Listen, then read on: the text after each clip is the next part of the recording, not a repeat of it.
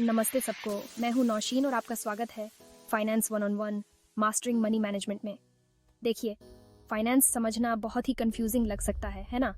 इतने सारे टर्म्स, इतनी सारी स्ट्रैटेजीज, इसमें कोई भी खोया हुआ महसूस कर सकता है। लेकिन जानते हैं क्या? ऐसा बिल्कुल नहीं है।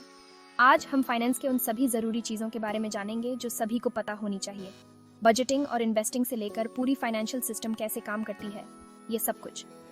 हम बात कर रहे हैं आपको अपने पैसों से स्मार्ट डिसीजंस लेने के लिए तैयार करने की और एक मजबूत फाइनेंशियल फ्यूचर बनाने की। तो शुरू करते हैं। चलिए शुरुआत करते हैं सबसे जरूरी चीज से, पर्सनल फाइनेंस। अब ये सब है अपने पैसों को सही तरीके से मैनेज करना। हम बात कर रहे हैं बजटिंग की, यानी ये समझना कि हर महीने आपके पैसे कहाँ खर्च हो रहे हैं। और यकीन मानिए, ये बहुत जरूरी है, फिर चाहे आप अभी शुरुआत ही क्यों ना कर रहे हो। फिर आता है सेविंग, यानी पैसों को इमरजेंसी और फ्यूचर गोल्स के लिए अलग रखना। क्योंकि सच तो ये है कि अनएक्सपेक्टेड एक्सपेंसेस कभी भी आ सकते हैं और आप उसके लिए तैयार रहना चाहते हैं, है ना? और हाँ, हम इन्वेस्टिंग को कैसे भूल सकते हैं। यह है वो तरीका जिससे आप अपने पैसों को अपने लिए काम पर लगा सकते हैं और समय के साथ उसे बढ़ा सकते हैं। हम आगे चलकर अलग अलग इन्वेस्टमेंट ऑप्शंस के बारे में जानेंगे, लेकिन यहाँ लॉन्ग टर्म सोचें दोस्तों, जैसे रिटायरमेंट प्लानिंग। हाँ, ये अभी आपको बहुत दूर की बात लग सकती है, लेकिन जितनी जल्दी शुरुआत करेंगे उतना ही आपके लिए अच्छा होगा। और जब हम फ्यूचर के बारे में सोच ही रहे हैं, तो हमें इंश्योरेंस के बारे में भी बात करनी होगी। ये आपके और आपके चाहने वालों को किसी भी अनहोनी की स्थिति में फाइनेंशियल हार्डशिप से बचाने के लिए होता है। अंत में बात करते हैं क्रेडिट की। ये समझना बहुत जरूरी है कि क्रेडिट कार्ड्स और लोन्स कैसे काम करते हैं, क्योंकि इन्हें रिस्पॉन्सिबली मैनेज करना एक अच्छा क्रेडिट स्कोर बनाने के लिए बहुत जरूरी है। एक अच्छा क्रेडिट स्कोर आपको आगे चलकर जब आप कार या हाउस खरीदते हैं तो इंटरेस्ट में बहुत पैसे बचा सकता है। याद रखें, पर्सनल फाइनेंस ही नींव है। इसे सीख लीजिए और आप अपनी सक्सेस के लिए खुद को तैयार कर रहे हैं। अब थोड़ा रुख बदलते हैं और बात करते हैं कॉर्पोरेट फाइनेंस की। ये पूरी तरह से इस बारे में है कि एप्पल या अमेज़न जैसी कंपनीज अपने पैसों को कैसे मैनेज करती हैं। हम बात कर रहे हैं फाइनेंशियल प्लानिंग की, यानी ये प्लान करना कि कोई कंपनी अपने फाइनेंशियल गोल्स को कैसे अचीव करेगी। फिर आता है फंडिंग ऑप्शंस। कंपनीज को अपना काम करने और ग्रो करने के लिए पैसे कैसे मिलते हैं। ये लोन्स के थ्रू हो सकता है, स्टॉक इश्यू करके या इन्वेस्टर्स को अट्रैक्ट करके थ्रू। अगला है इन्वेस्टमेंट एनालिसिस। ये अलग अलग इन्वेस्टमेंट अपॉर्चुनिटीज को इवैल्यूएट करने के बारे में है, यह देखने के लिए कि कंपनी के लिए कौन सा सही रहेगा।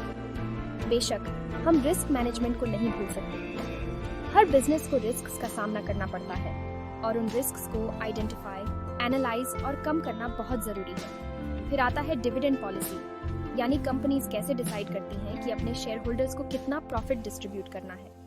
और अंत में हमारे पास है मर्जर्स एंड एक्विजिशंस, यानी जब कंपनीज मिल जाती हैं या एक कंपनी दूसरी कंपनी को टेक ओवर कर लेती है। ये बिजनेस वर्ल्ड का एक बड़ा हिस्सा है और इसके फाइनेंशियल इम्प्लीकेशंस को समझना बहुत जरूरी है। ठीक है, अब जानते हैं पब्लिक फाइनेंस के बारे में। ये पूरी तरह से इकोनॉमी में गवर्नमेंट के रोल के बारे में है। हम गवर्नमेंट रेवेन्यू की बात कर रहे हैं, यानी गवर्नमेंट को अपने पैसे कहाँ से मिलते हैं, जैसे टैक्सेस, फीस और इनकम के दूसरे सोर्सेज। फिर आता है गवर्नमेंट एक्सपेंडिचर, यानी government health care, education, defence और इंफ्रास्ट्रक्चर जैसी चीजों पर कैसे स्पेंड करता है। इसके बाद हमारे पास है फिस्कल पॉलिसी, यानी गवर्नमेंट इकोनॉमी को इन्फ्लुएंस करने के लिए अपने स्पेंडिंग और टैक्स पॉलिसीज का यूज कैसे करता है। फिर आता है पब्लिक डेट मैनेजमेंट। गवर्नमेंट्स अक्सर अपने स्पेंडिंग के लिए पैसे बोरो करते हैं और उस डेट को इफेक्टिवली मैनेज करना बहुत जरूरी होता है। और हाँ, हम सोशल सिक्योरिटी को कैसे भूल सकते हैं। ये एक ऐसा प्रोग्राम है जो रिटायरीज और डिसेबिलिटीज वाले लोगों को फाइनेंशियल असिस्टेंस प्रोवाइड करता है। पब्लिक फाइनेंस को समझने से आपको ये समझने में मदद मिलती है कि गवर्नमेंट के डिसीजंस का इकोनॉमी और आपकी पर्सनल फाइनेंसेस पर क्या इम्पैक्ट पड़ता है। चलिए अब इंटरनेशनल फाइनेंस के साथ ग्लोबल हो जाते हैं। ये अलग अलग कंट्रीज के बीच फाइनेंशियल इंटरैक्शंस के बारे में है। हम बात कर रहे हैं फॉरेन एक्सचेंज मार्केट्स की, जहां करेंसीज की ट्रेडिंग होती है। फिर आता है इंटरनेशनल ट्रेड, यानी कंट्रीज के बीच गुड्स और सर्विसेज का एक्सचेंज। इसके बाद हमारे पास है ग्लोबल इन्वेस्टमेंट्स, यानी अलग अलग कंट्रीज में लोकेटेड एसेट्स में इन्वेस्ट करना। और हाँ, हम करेंसी एक्सचेंज रेट्स को कैसे भूल सकते हैं। यानी एक करेंसी की वैल्यू दूसरे करेंसी के कंपैरिजन में कितनी है। इंटरनेशनल ट्रांजैक्शंस और इन्वेस्टमेंट्स के लिए एक्सचेंज रेट्स को समझना बहुत जरूरी है। अंत में हमारे पास है इंटरनेशनल मॉनेटरी सिस्टम्स, जो एक्सचेंज रेट्स और इंटरनेशनल पेमेंट्स को गवर्न करने वाले फ्रेमवर्क्स हैं। ये एक बहुत ही कॉम्प्लेक्स दुनिया है, लेकिन इंटरनेशनल फाइनेंस की बेसिक्स को समझने से आपको इसे और इफेक्टिवली नेविगेट करने में मदद मिल सकती है। चलिए अब बात करते हैं फाइनेंशियल मार्केट्स की, जो फाइनेंशियल सिस्टम का हार्ट होता है।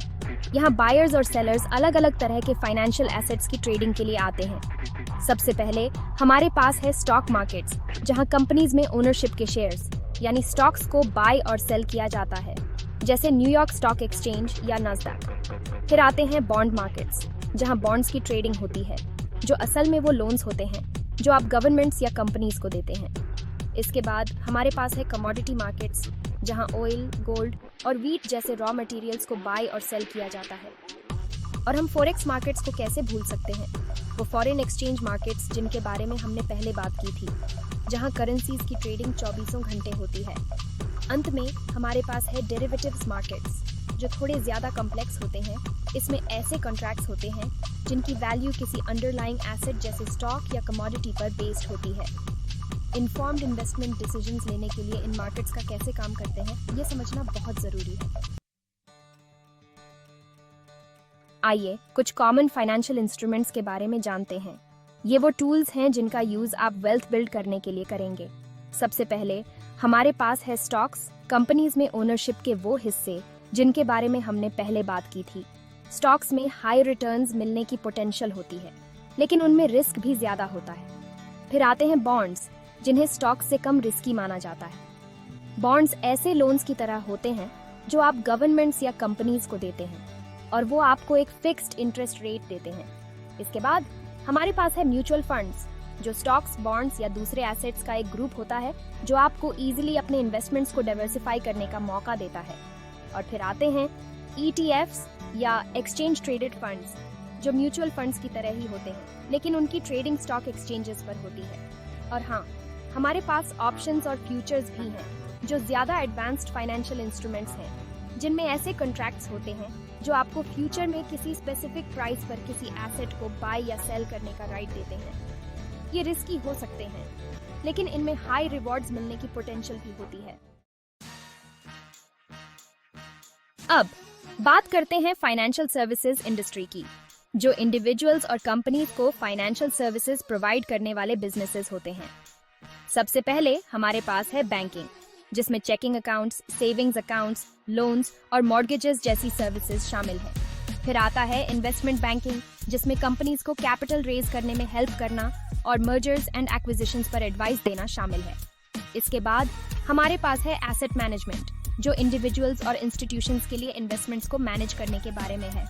और हाँ, हम इंश्योरेंस को कैसे भूल सकते हैं, जो आपको कई तरह के रिस्क से फाइनेंशियल प्रोटेक्शन प्रोवाइड करता है।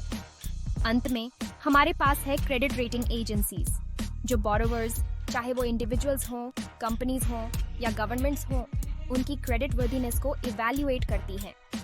फाइनेंशियल सर्विसेज इंडस्ट्री के अलग अलग प्लेयर्स को समझने से आपको अपनी फाइनेंशियल नीड्स के लिए कहाँ जाना है, इसके बारे में इन्फॉर्म्ड डिसीजंस लेने में मदद मिल सकती है।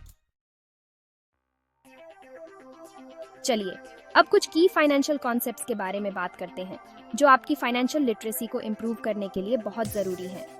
सबसे पहले हमारे पास है टाइम वैल्यू ऑफ मनी, यानी आज उपलब्ध पैसों की कीमत भविष्य में उतनी ही राशि से अधिक होती है, क्योंकि इसमें कमाई की क्षमता होती है। फिर आता है रिस्क रिटर्न ट्रेड ऑफ, जिसका मतलब है कि आमतौर पर ज्यादा पोटेंशियल रिटर्न्स के साथ ज्यादा रिस्क भी होता है।